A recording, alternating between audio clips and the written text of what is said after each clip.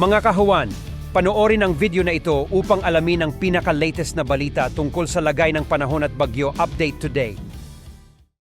Makikita dito sa ating latest satellite images, itong mga kaulapan sa silangang bahagi ng ating bansa ay ang patuloy na pag-iral ng easterlies o yung mainit na hangin galing sa Karagatang Pasipiko. Sa kasalukuyan ay nagdudulot ito ng maulap na kalangitan at mataas sa tsansa ng pag-ulan dito sa eastern at southern sections ng Mindanao.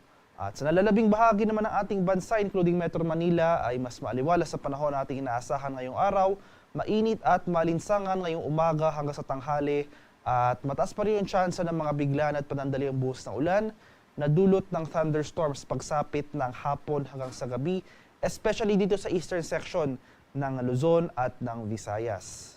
At inasan pa rin natin ang patuloy na pag-iral ng easterly sa mga susunod na araw, especially nga dito sa eastern section ng Pilipinas. At starting tomorrow, araw ng Linggo, ay inaasahan natin ang generally improving weather conditions sa malaking bahagi ng Mindanao. Ibig sabihin po nito, unti-unti na mababawasan itong mga tuloy-tuloy at malalakas na pag-ulan na dala ng easterlies sa nabanggit na lugar. Gayunpaman, asahan pa rin natin ang mataas sa tsansa ng thunderstorm activity.